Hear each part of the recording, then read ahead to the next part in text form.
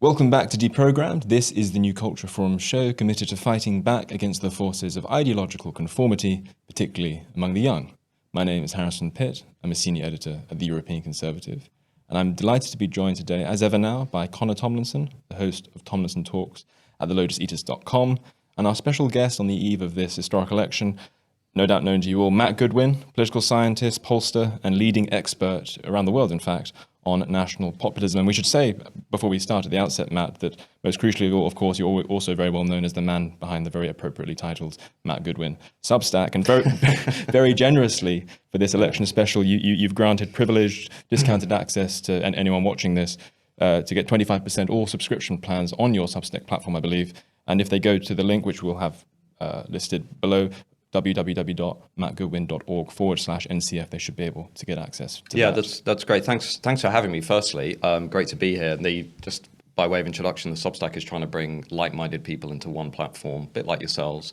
We're trying to build an alternative ecosystem, trying to challenge the elite consensus on everything from migration to woke ideology. Precisely that. So make sure to go and take advantage of that very generous offer. You've described this election as a golden opportunity to lay the foundations for a genuine alternative to wet, politically correct, boilerplate, centrist dadism. Why are you so sure that such hopes will not be wiped out by 5 years of a potentially very transformative Labour government? Well, I think we are on the eve of a very radical Labour government. I think the ideological revolution that's been sweeping through the country over the last quarter century, endorsed by both left and right, mass immigration, social liberalism, radical woke progressivism, hyper-globalization, prioritizing an elite minority against the majority, I think that is going to now accelerate under Labour. I think Labour are very clear in terms of saying what they want to do and how they want to do it. My working assumption is mass migration will remain above the 500,000 net migration rate. My assumption is our borders will become weaker because they'll repeal both Rwanda and the Illegal Migration Act. I think they will essentially give an amnesty to 100,000 plus illegal migrants. I think they will mainstream gender ideology, critical race theory, wokeism in schools and universities. I think they will also embed identity politics in government departments. We see that with the Racial Equality Act. There will be a kind of mainstreaming of social liberalism and ongoing politicization of the institution. So I think Labour have been pretty clear, actually, about what they're going to do while rewiring the system around Labour politics. In Votes for 16, reforming House of Lords, quangos will be expanded, more power will be given to unelected bureaucratic organisations at the expense of the people. Now, all of that will leave an enormous hole, okay? And my second assumption is that that hole will not be filled by a Tory party that will most likely now fall over itself to convince itself that actually the future lies in more establishment liberal Tory kind of patrician politics rather than a national conservatism. So I think you will see the Conservatives basically pivot to the centre and say, well, actually the reason for this defeat is Brexit, is Suella Braverman, is Nigel Farage, is all of these kinds of things. And they will convince themselves that actually the future is going to be Southern Oxbridge liberal. And for somebody like Farage and Reform, if they get organised, that's an enormous opening. I see. Do you think as well that Tory attempt to redefine the reasons for the loss post-election will be strengthened by the fact that the rump that's left remaining, if however big that rump ends up being, is likely to be precisely those kinds of Penny Mordaunt-style wets are going to be overrepresented in that rump? Well, Penny might lose her seat, let's see. But if you look at the analysis of who's left in the Tory parliamentary party, based on a heavy defeat, yes, then you are looking at mainly Southern Oxbridge, more liberal type Tories who I don't think will have any serious interest in electing a leader who would reposition conservatism so that it speaks much more convincingly to the coalition the party won over in 2019. That's where I think the future is, right? I think the future is a rebranded national conservatism. I've written about it extensively. That's much tougher on migration, both legal, illegal. That's about building one nation prosperity, investing in the left behind regions. That's taking on the woke. That's being assertively conservative. And that's also generationally getting in touch with Zoomers and millennials in a way that actually the Tories are just incapable of doing. That's where I think the future space is. I mean, look at Trump. He's holding on to the realignment. Look at the Tories. They're losing it. Look at what's happening in France, Netherlands. We can go on. the Tories are fundamentally out of step with the new politics, and I think that is showing up very clearly in the polling currently. So you recently did an alternative election hustings down at Unheard over the road, and you that were was fun. with. Well, it was very humorous. Some of the best remarks in terms of jokes came from Peter Hitchens, but I think particularly this might be. Yes, he called me a child. Yeah, and the one that I liked was about the Labour manifesto. It's like a bikini. The most important thing is not what it reveals, but what it conceals. However, I don't think the argument's cutting through on his behalf, because as the man who spent the last few decades saying we should destroy the Tory party, he gets right up to the precipice of the possibility, and now he's saying vote Conservative because Labour are the worst alternative. Yeah. Do you think that his message isn't cutting through primarily because the Tories have burned their credibility on broken promises, or do you think it's actually the kind of generational divide that you've had the anonymous Zoomers write about on your Substack? I think his argument's ridiculous. I really like Peter. He's an important writer, but I think he's completely lost the plot on this one. My students, Gen Z, you guys, people I engage with out there in the world, have absolutely no serious interest in supporting the Tory party, have basically come of age and lived through 14 years of conservatism. And yeah, as the anonymous Zoomer wrote on the blog, it was a great piece. Why would I want to conserve this? It's a great question. Why would you want to conserve this? I mean, this is where, if you are Peter Hitchens and you're living in Oxford and, you know, you are in your 60s and, you know, there's not decades left, put it that way. It's easy to say, let's carry on investing in this brand of conservatism. But actually, if you're Gen Z, you can't get on the housing ladder. You've got no hope of doing that. The standards of living are declining year on year, mainly because of mass migration, which is managed decline. You don't feel safe in Britain anymore. You're forced to cohabit with people who don't share your values. You're even told to basically hate yourself, particularly if you're white working class male. If you're a young woman, you don't feel safe because of the rise of radical Islamism and harassment on the streets. Culturally, you're told that we should be ashamed and embarrassed of who you are rather than proud of your ancestors and what they achieved. And I think for that generation, they're looking around saying, I don't want to participate in this system anymore. I don't want to give up. I don't want to participate in the Great Retreat and leave these islands. That's not really what I'm about. But I want to build something that's much more resonant to me and my generation and actually is serious at pushing back. I mean, this is what the point that Anonymous Zoomer made, which I think was a powerful one, which is if you look at all the issues we have to change in this country, from illegal migration to reforming the institutions, to taking on woke ideology, to giving people a greater sense of empowerment and responsibility over their lives, to strengthening borders, all of these things, laissez-faire conservatism is not going to be enough to meet those challenges. You're going to have a radical interventionist national conservatism. I'm pretty clear about that. I think Ron DeSantis is clear about that. I think people like Eric Kaufman and others are clear about that. These institutions aren't going to reform themselves. We have to intervene. That's what we did with the universities when we campaigned and won the Higher Education Free Speech Act, which everybody said couldn't be done, and we did it. I think if you look at what Gen Z are experiencing, they're saying, no, I don't want to conserve this. I want to build a much more radical politics that can intervene on my behalf, my generation's behalf. I can hear Peter Hitchens right now saying that he's not trying to make a positive case for the Tories as such, saying that Anonymous Zoomer, who I believe writes a weekly Substack on your platform, should want to conserve what's been going on over the last 14 years. The case he would want to make, I suspect, is a slightly more pragmatic one, to the effect of, you know, Labour are going to be utterly transformative. They're going to make all of the things that you spoke about, what they're going to do. They're going to make those things irreversible because they're going to entrench. They're going to entrench a lot of that stuff constitutionally. So that's the first thing Hitchens wants to say. But where I think Hitchens' case is particularly weak is its lack of internal consistency. Because if it's fundamentally dictated by pragmatism, namely we want to make sure that in every possible seat we're voting against the Labour Party. In Clacton, that would have to translate into voting actively for Nigel Farage, because the Tories are the ones who are going to be in second place there. I mean, that is a natural reform seat if things go to plan.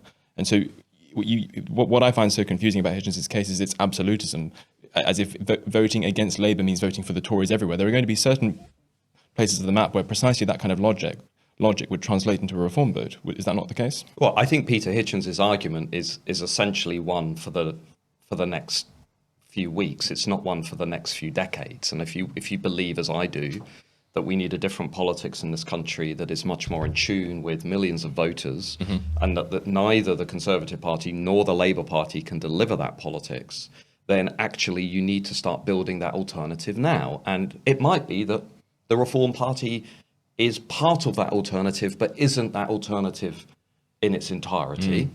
But it's a train that's heading, I would argue, in broadly the right direction on the issues around migration, wokeism, regulation, pushing back against a big state, big tax, the kind of post-Brexit consensus. I personally don't think Nigel Farage and Reform are a perfect vessel. I think there's lots of things I would personally want to change, but they are moving in the right direction. Now, it's okay for Peter Hitchens to say everybody should basically vote Tory at this election, or vote against the Labour Party, but that also inherently denies the possibility of building an alternative, because it dilutes the energy that people could otherwise invest in building something different. And it's not really thinking about what matters in politics. What matters in politics is path dependency. So where you start will shape the eventual outcome. Now, if you're starting at a sort of, a weak compromise position of saying, well, we are going to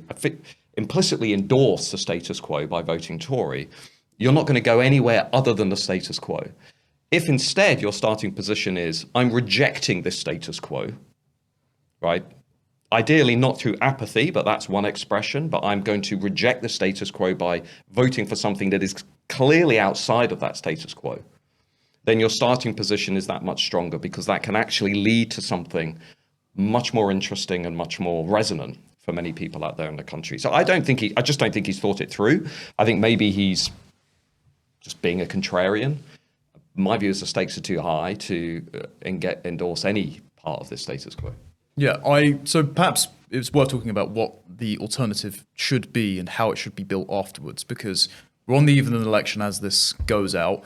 I think your case made for voting reform as Michael Moore once said of Trump, a sort of human Molotov cocktail thrown at the political establishment, is a compelling one. And I wasn't going to vote at all until Nigel stepped into the race and took over. And I think Nigel is the man for the moment, so to speak. But then going forward in the next 5 years, there are candidate selection issues, not just because the media has unleashed hit pieces, but just in terms of the general quality. Are they going to be able to staff government departments when the time comes? And I think there's a bit of a discrepancy in the messaging. On one hand, you're adopting Lee Anderson after he's thrown out of the Tory party for criticising the unfair two-tier policing by Sadiq Khan and touching that third rail that every other politician doesn't want to touch. But then we get messaging from Richard Tice, for example, that says we're the party of true diversity. We're not racist because we have lots of brown and black candidates, lots of Sikh and Muslim candidates and the like. And when I hear that latter messaging as a young man, I don't hear left of the real racists. I hear the exact same kind of Michael Govish excesses that the Tory party fell afoul of and put me off. So what sort of reforms need to be done to reform, or whatever comes after, to ensure that it doesn't succumb to the same sort of entryism that the Tory party has that's knocked them off their mandate? Well, let's just start with what I think would be a good outcome for reform, okay, or the minimalist outcome at the election. So I think certainly Farage has to be elected in Clacton. I suspect he will. Maybe I'm wrong. I suspect he will. I mean, if he can't win in Clacton, he can't win anywhere. Let's say he's in Parliament with upwards of 5 million votes, with somewhere north of 75 second places, most of which will be in Labour areas, and maybe one or two surprises on the night. That's enough for reform right now. That's step one. What they then need to do is essentially professionalise. And many people out there will say, oh, no, you don't want to professionalise an insurgent outside a party. But actually, you do need to do that to some extent. Because what they're going to find is they're no longer actually leading a people's revolt. They are going to be having to manage a Westminster office, manage a Clacton office, manage a national strategy, build a political party, maintain a growing international brand with Trump and the US and the election in November, and essentially broaden out the ideological message and broaden out the reach so that it's much more strongly anchored in Gen Z, millennials, and Gen Xers. Because we do have a generational problem in this country that is not reflected elsewhere in Europe. So that is an enormous amount of work in itself. That's not one man, that is an entire team. At the same time, the challenge is not going to be reform infiltrating the Tories, it will be the Tories infiltrating reform. So you're going to have this kind of reverse takeover where basically the system is going to do everything it can to both dilute and block and destroy this people's revolt. Like they did with Brexit. That's what is going to happen, yeah. And Farage is going to have to be very careful about who he lets into his inner circle. He's also going to have to be very strategic. He's also going to have to think about not only how he maintains this flank against the Tories, but how he opens up a new flank against Labour. Now, I actually think ideologically there are things that reform need to change, but broadly speaking, I thought the contract document at the election was broadly right. It was the most coherent in terms of its opposition to woke ideology.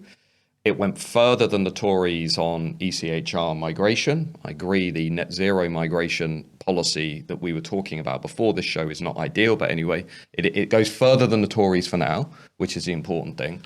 And I think that on some of the issues around taxation, regulation, taxes for ordinary working people and small businesses, they are in a good place. But there needs to be a lot more work at rolling out the message. There needs to be a lot more serious thought given to crony capitalism. I don't like the sort of embrace of the economic liberalism within reform. Needs some caveats inserted into it. Yes. Like breaking up ESG monopolies, for example. Yeah, and also I would want to see a stronger focus on the principle of national preference and everything from housing to the management of the economy.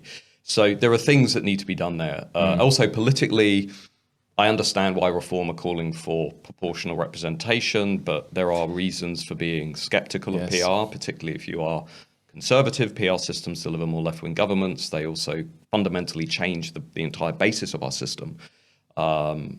So I think there's some work that maybe needs to be done there. But on balance, given, that somebody in Reform said to me, the problem is we're building a plane while we're flying. And what they have done in a matter of a few weeks is phenomenal. The Reform's average at the start of this election campaign was 11%. They end this campaign averaging 16, so they've gone up 5, despite facing a fairly sustained pushback in the last 2 weeks. Could they have gone even higher? Maybe. Right? Could they have gone north of 20%? I suspect so. Why haven't they? I think probably because of some of the problems and obstacles that we've been talking about.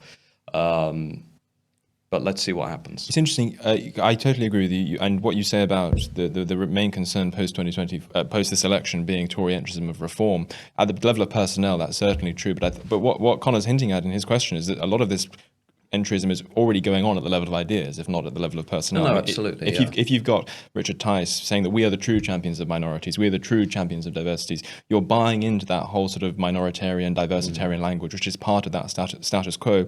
And you're also doing so that's politically not very sensible, but then it's also a tactical blunder as well, it seems to me, because what you're doing is you're pandering to certain communities which you don't really stand much of a hope of claiming at scale. I mean, I think 73% of minorities in this country swing towards Labour, further 14% towards the Conservatives, which is, as we've established, is actually not a very right-wing party. Sorry, not 73% towards Labour, 73% towards left-wing parties altogether. Yeah, no, I looked at the stats came out this week. Indeed. 14% Conservative, and only 7% for Reform. So what is the use in pandering, in diluting your message in order to pander to constituencies at which you only really boast about 7% in the first place? I mean, Keir Starmer is certainly not going out of his way to pander to reactionary Zoomers like me and Connor. So why the hell is Richard Tice, and who's in the party, buying into this sort of language which David Cameron could sign up to? So I think one thing I would say is if you look at the literature on the kinds of populist parties that do best at elections, one of the arguments is that the ones that really do best at the ballot box, and if you're just simply being a pragmatist and you're looking at this through the prism of how do I actually impact this system, they have a reputational shield, right? They start from a place that gives them a reputational shield, not starting in a movement that's characterized by racism, anti-Semitism is incredibly helpful, right? Compare and contrast, the BNP and UKIP, that's the quintessential comparison. UKIP start from a mainstream tradition of Euroscepticism, the BNP don't. So that gives UKIP a broader reach, right? Yes. At the same time, you've also got to build a coalition of voters that is not just comprised of Gen Z conservatives, right? You also have to reach out to the 80% of constituencies that are saying we want to reduce migration, but also we want to think of ourselves as being nice, tolerant, welcoming people. That's a reality of our civic culture, right? That is a reality of our civic culture going back to the 50s. You know, that we are culturally not like continental Europeans. We don't do street politics like the French. We don't do emotional messianic politics like the Germans and the Italians did. I mean, this is Weber and Nye's classic book, The Civic Culture, in 55. These are the things that make us distinctive. It's why the EDL was instantly going nowhere from the moment it founded, because it just clashed with our cultural traits. So I'm not saying for a second that you embrace woke ideology or the language of wokeism. I don't want to see, you know, more of what we saw with Kemi Badenoch, right, using the left's argument to kind of make her case. But you do have to be sensitive to the fact that if you're only going to offer a purist ideological message, then okay, you need to be happy with 5 to 10% of the electorate.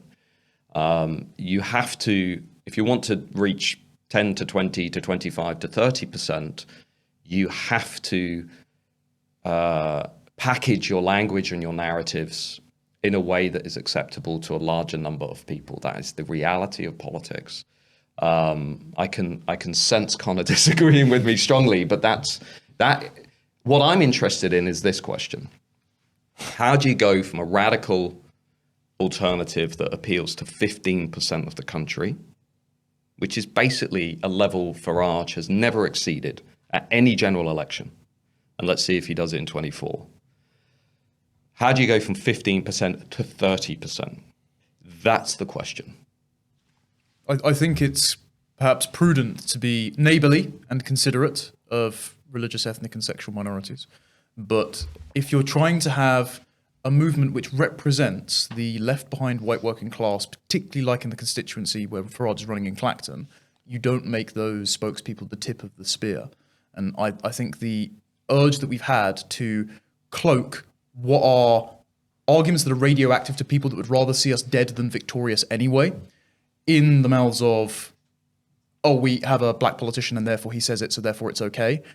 I think that is constantly playing to left's game, and I think that reform should allow those people to be fellow travellers in a movement which wants to restore the greatness of Britain, but shouldn't feel the need to make them the spokespeople by virtue of hoping their enemies stop being rude to them in turn. I think that needs to be a tightrope that's carefully walked without just, for example, kicking Ben Habib out of the party because he's brown, as some people on Twitter who are in a purity spiral want to do. I think the other thing I would say, though, I'm technically a geriatric millennial, right? I was born in 1981. The one thing I've noticed in my life as well is that being online or being very online is not the same thing as having your finger on the pulse of what most people in this country are thinking and feeling. And there is a disconnect between the two that I think is becoming increasingly apparent. So when I see what people are writing online who spend a lot of time online are saying and arguing versus the average voter in Clacton who, you know, I was talking to at the weekend who is too busy to be online, they are worlds apart. They are worlds apart.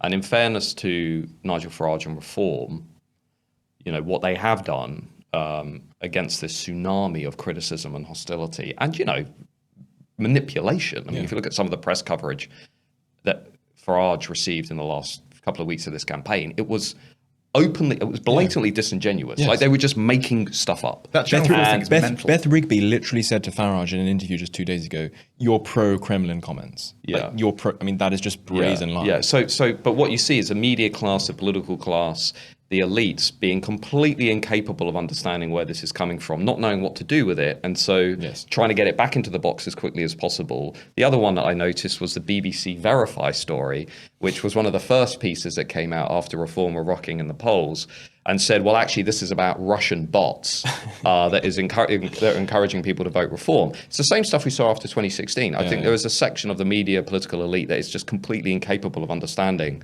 that people do not support their project and they want something different. But there's no point doing that if you're only rallying 10% of the country. Take Le Pen as an example. And I know Nigel Farage has been critical of Le Pen this week for reasons, we might come back to discuss. But what Le Pen has done through the strategy of de-demonization is build a movement that's polling 34% in the first round of legislative elections and is seriously now on the cusp of taking power and actually doing things. Yeah. Right? So that model versus staying online and being ideologically pure and pitching to 10% or whatever, I would always go with the 34% model. Like, I'm interested in doing things and changing things. Yeah. And I think that's where there's maybe it's generational. Yeah, but I'm saying something a little bit more specific than that, because I mean, to my knowledge, Le Pen, in sort of rebranding from Le Front National to Le Rassemblement National, she's not massively diluted. She's not playing politics on the terms of her opponents as such. So I've never heard her. Oh, she's made enormous changes. She's given up her hard Euroscepticism. She's saying she wants to stay in the EU. She's promoted minority candidates. Yes. I'm not. What I'm saying is she's not started saying things like diversity is France's strength. So it comes back to, look, it's obviously a difficult tightrope to walk between being ultra purist to the point of only winning 10% to being a complete wet, such that you lose all you're neutered as a political force. Obviously there needs to be a balance. But what I'm saying is that certain personnel in the Reform Party are clearly getting on the wrong side of it. I'll just say one thing though, just because I think we're sort of tiptoeing around Richard Tice. I just want to say one thing. In politics today, it is incredibly rare to have somebody step down from a leadership role because they acknowledge that they are not the best person to lead that movement at this particular time.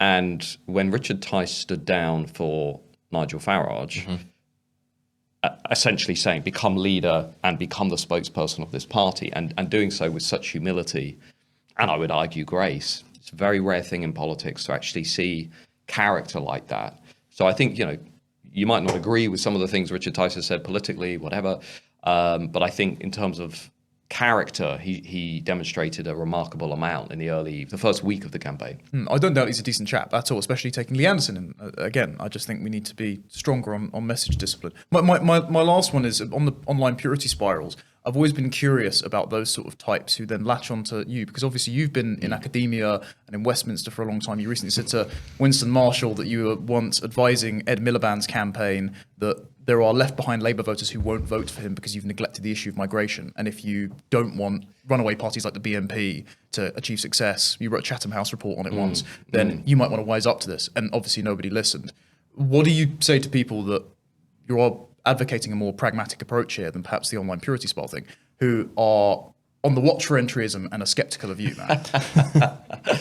Yeah, I get this sometimes. I mean, I was very critical of the English Defence League, very critical of the British National Party, very critical of the National Front. I just don't think those organisations are in tune with who we are as a country. We're not a racist society. We're not anti-Semitic. We don't do marches and rallies on the streets. I'm sure some of the people who were pulled into that orbit were motivated by sincere concerns about the state of the country. I've met many of them in my lifetime. I've interviewed hundreds of people who were drawn into that movement, my PhD, my academic research. But I also was very aware that the people leading some of those organizations, the BNP in particular, were racist. They were racist, they were conspiratorial anti-Semites, they were rooted in neo-Nazism, okay? And I will always argue that. I don't agree with that politics. I used to write for The Guardian when I was younger. I used to write for more liberal-leaning think tanks.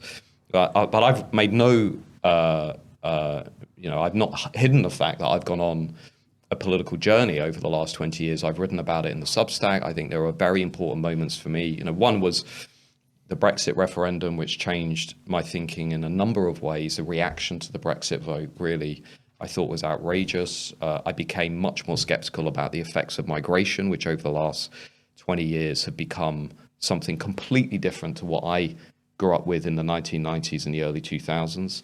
I was privy to lots of conversations among who we would call the political, cultural and creative elite, where it became apparent they do not care about the British people. They are in this for a self-interested, elite-driven project that reflects their values and voice, that denies the values of many other people. And I also became incredibly skeptical and critical of the radicalization I saw on the left. When I was writing for some centre-left outlets, the left was pretty reasonable, actually, on some issues, not all issues, but it was pretty reasonable on some issues. Now it's completely gone off a cliff. I mean, the embrace of radical woke progressivism is something that has been remarkable and worrying. So as I've kind of drifted and the left has drifted, that's basically been my political journey. And, you know, I've also become very close and friendly with people who have influenced my thinking. I mean, lots of my academic colleagues, researchers, friends who have, you know, pointed out the problems with the pace of demographic change that we're going through has been influential. So yeah, I've gone on a journey. But I mean, I will always be happy to take criticism for being hostile against the BNP and the EDL. I actually think they set back. Put it this way: if you care about mass immigration, if you think, as I do, that mass immigration is managed decline, if you care about the country, you want to defend our history, identity, values, and ways of life, if you want to build a politics and an economy that works for a larger share of the country, then organizations like the BNP and the EDL were actually undermining your cause, right? They were damaging your cause. It was the wrong way to do politics. Ideologically, they were, I would argue, extremist. They were not in touch with Britain and who we are. So I will never apologize for being critical of those organizations. If you're instead interested in building something that can actually do something about those problems, yeah, then you need to move in a different direction and a more pragmatic, resonant, appealing direction for the large majority of British people who, like us, are very, very anxious and concerned about the state of the country. Well, listen, Matt, it's been a real privilege having you here on Deprogrammed, and I'll just remind our viewers as well that Matt's granted us, all of us, privileged access to his Substack, very well-read Substack, www.mattgoodwin.org/NCF, and you will get 25% discount on all subscription plans. Thank you again. Thank you for joining us. I'm sure we'll have you back. Everybody enjoy the election. Quite and vote. If you're watching this the night before the general election, vote. It's not a right, it's a duty. Our ancestors gave their lives for it. Go out and vote. It's about making a statement about the kind of Britain you want to live in. It doesn't matter if it's going to make a difference in your seat or not. It's making a statement. There you go. And Connor, thank you as ever. You've been watching Deprogrammed. Make sure to like, subscribe, leave a comment if you wish to do so, and we shall see you on the next one. Hello. If you're enjoying the New Culture Forum channel and you believe in our mission, may I invite you to join our membership scheme at the link below or on our website, newcultureforum.org.uk. Our work is more important now than ever, and we have great plans ahead for the future, but we can't do it without your support. From as little as £3 per month, you can help ensure that we continue on our mission. As a member, you'll receive a range of benefits, including access to exclusive content, invitations to our private events, including here at our studios, free copies of our books, and much, much more, including, of course, our famous NCF mug. If you aren't able to become a member, then please help us by clicking this button and subscribing to our channel. It's completely free. Just remember to also click the bell icon so that you can get notifications when we post new videos. Thank you.